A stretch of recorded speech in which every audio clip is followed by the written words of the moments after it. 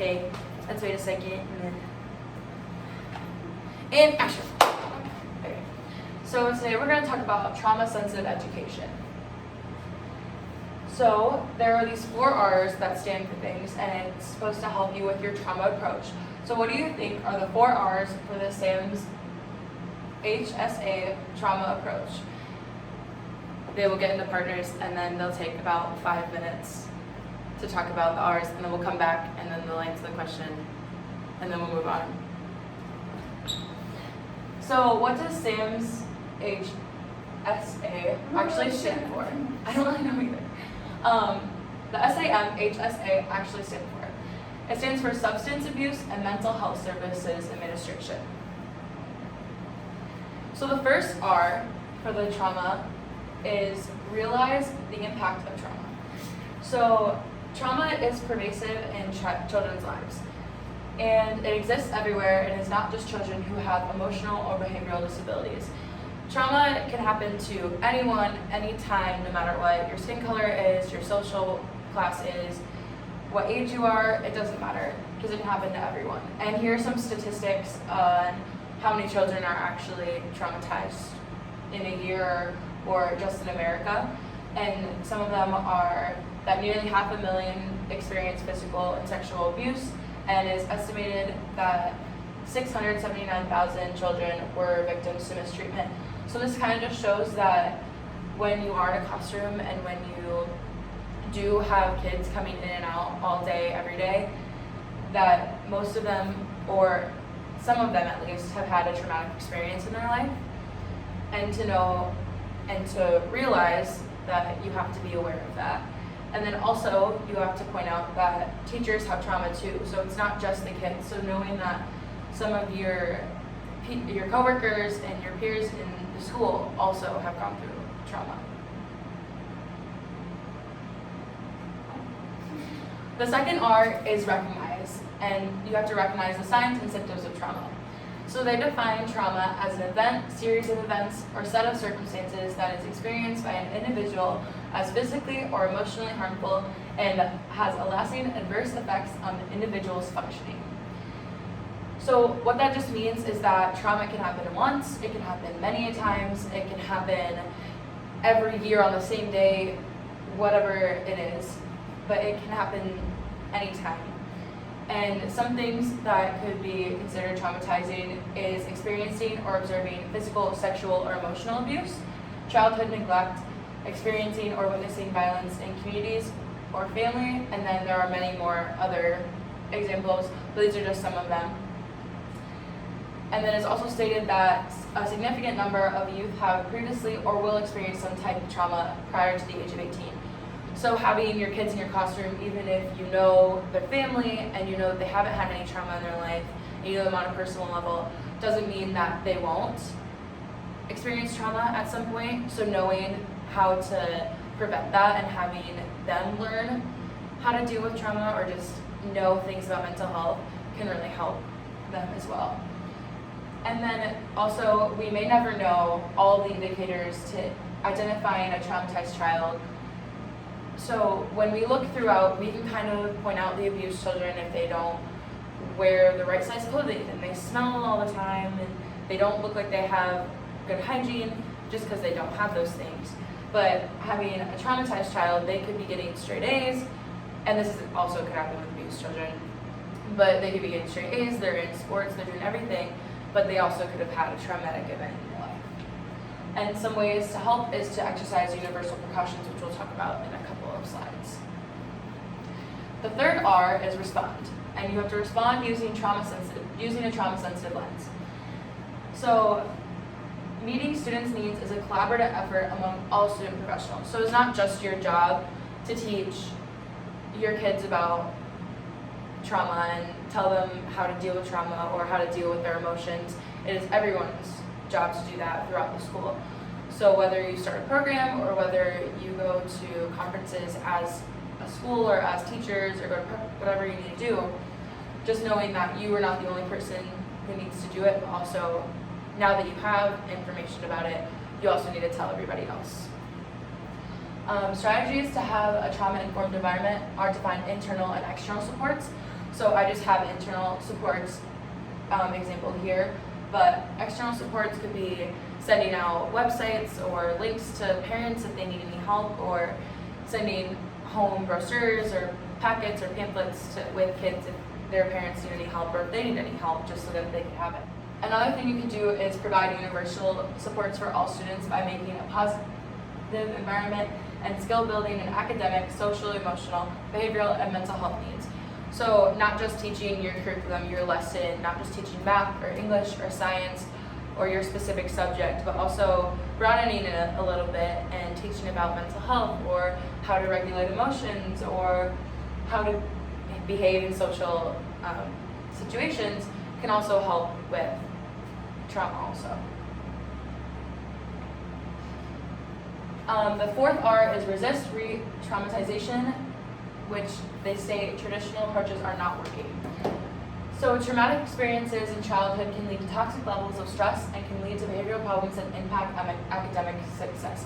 As I stated before, this is not what every single person who has gone through trauma looks like. They do not all have behavioral problems, and they do not all have bad grades, but it does happen. So noticing that and knowing that that is the reason why they're having these problems can also help you on how you can discipline them.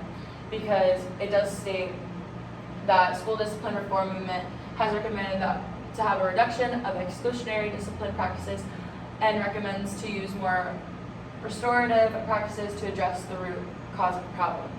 And that can also go suspension. So it says that students who have experienced even one suspension are likely to not receive a high school diploma. And that even goes with, even if they do get their diploma, they might not succeed in their college degree, or if they don't go, or they just don't succeed in their workplace. One thing is you can find more consequences to actions instead of exclusionary discipline like suspension, but also you need to understand that if this child is also acting up again and again and again, you need to go up in steps, but don't start with suspension, start with consequences, and then work your way up. We're gonna put them into groups again and have them talk about what they think are some trauma-sensitive classroom strategies, and then we'll go back to the board and do this. So for trauma-sensitive classroom strategies, there are three things. There's the environment, relationship, and self-regulation. So to have that for your environment, you would have positive and welcoming body language and a daily greeting, predictable routine, organized, consider lighting, alternative seating, active supervision to be aware of students' body language, tone of voice, and emotional state.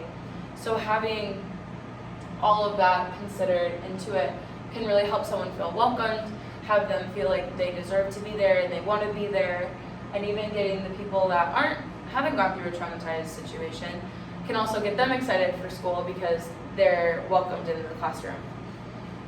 Another thing is relationships. So you greet students by name, inquire about students' interests and strengths, use behavior-specific phrases, plan activities that help peers develop connections, etc.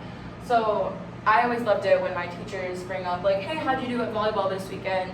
Because it makes you feel like, oh, like I'm actually like a part of it, like they don't just teaching me, they actually care about me.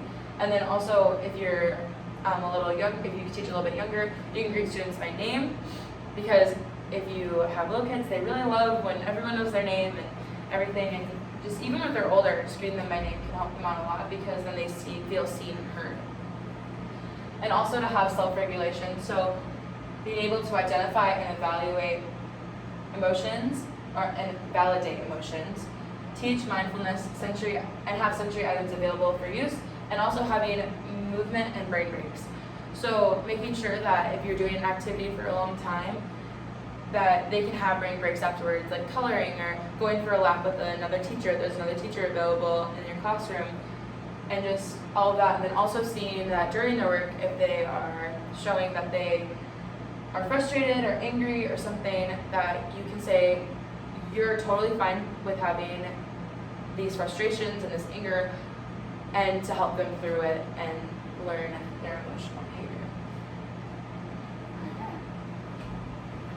So I talked to a couple different teachers at our school who know a lot about trauma-based education. So one of the main things is trauma-based relational intervention, which is basically getting to know your students, because based off Maslow's law, which I'll explain later, you can't have a student learning if like all your needs aren't met. So knowing who your students are and like what they've been through and what they're going through, and if they need help with anything, and making sure those needs are met first before you try to teach them something is something that's like really important, because they kind of went into something about how students are. Like if low gas students kind of just don't really care about school, and then there's medium kids who care, but there's always something that like gets put in the way, and then there's the high achievers, which school is always their number one priority.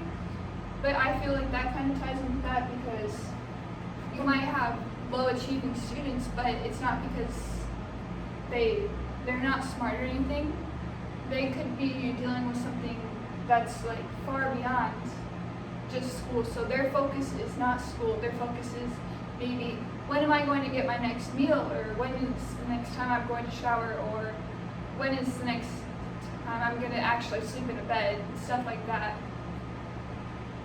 And another thing that I didn't get to put on the slide was mental health should be discussed more than it actually is, because it's actually something quite a lot of people struggle with, but it's this topic that everybody tiptoes around, and it's not as normalized as it should be.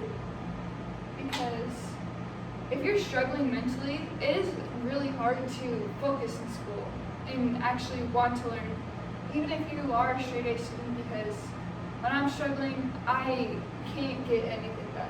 I lack motivation, and so making sure there's more, what Claudia said, internal factors in the school that will help with students struggling with mental health, so they can actually focus at school and get good grades, and overall you'd have higher academic scores.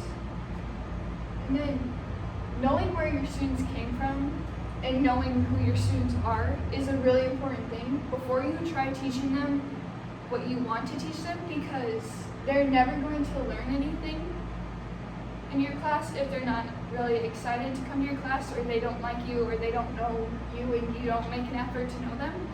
For me, I walk into one of my classes and the teacher greets me and they ask me about my day and they ask me how things are going, and I instantly just want to be there, and I want to be in that class for the whole day instead of having to go to my next class where the teacher doesn't really talk to me. They've never really made an effort to know me as a person. So it just like gets frustrating, because the teachers will get mad that kids aren't necessarily trying in their class, but the teachers also never really make an effort to get to know their students and know that, oh, maybe this student isn't paying attention in my class because this kid is struggling with something else. So just knowing your students on like a deeper level will make them more excited to come to your class and make them want to learn, and it will help them with their needs in life.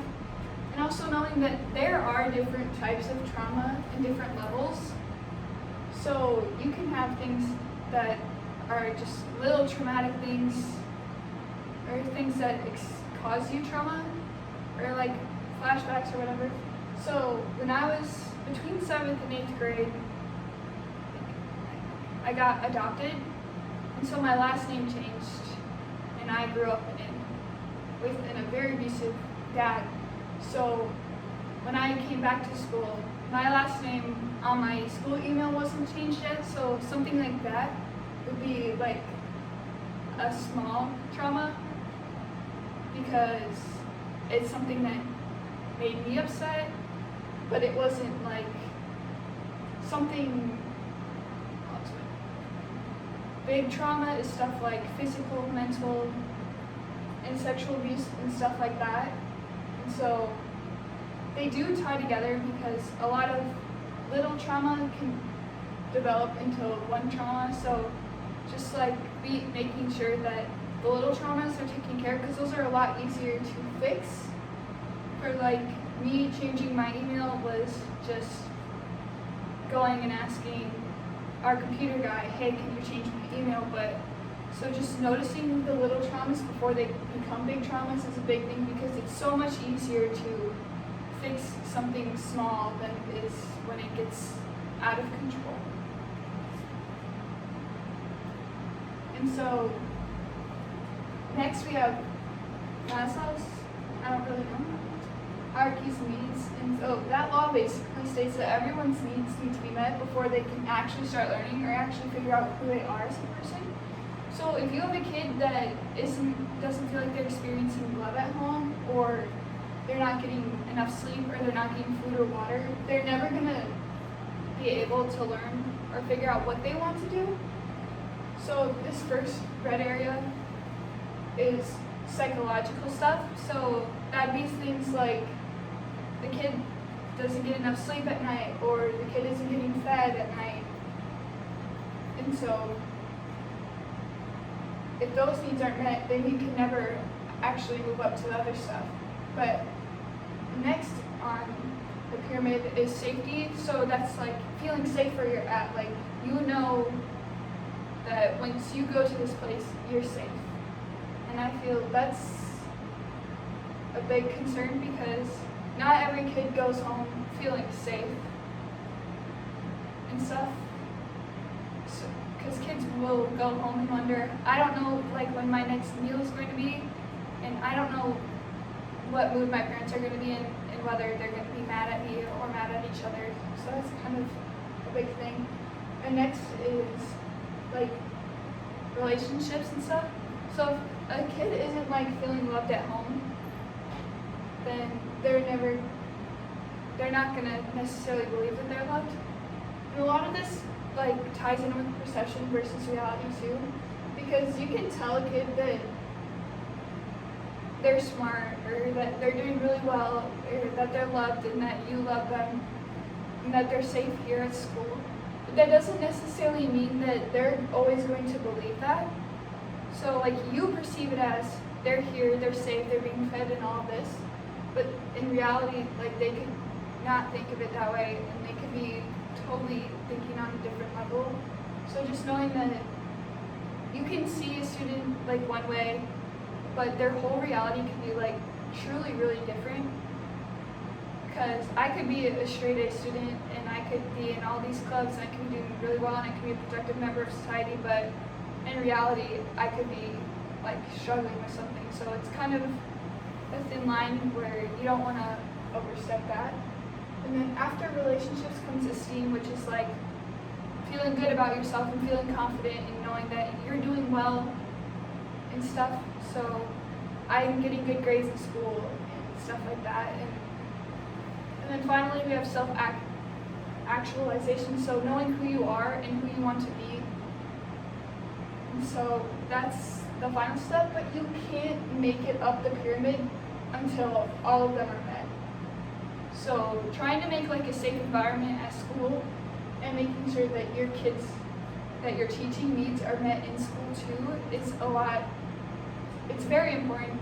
So the student can actually learn something, because they're never going to learn if they're not sleeping or eating, because if they're not sleeping or eating, their whole mind is going to be on, when am I going to get my next meal, or where am I going to sleep tonight, instead of, oh, I should be focusing on learning how to do this math at school. And so at our school, we've kind of started up stuff like this. So I know for kids that necessarily don't get food at home, they have a thing called the backpack program, where they send food home with kids over the weekend to make sure that they are getting food. And then at our school, we're starting up personal hygiene baskets that will go in like bathrooms and locker rooms, so that kids who don't get that stuff at home can get them at school, so that need is met, so they can have, if they don't have a toothbrush, or their parents aren't buying them toothbrush, toothpaste, deodorant, and stuff like that, they can have that when they come to school.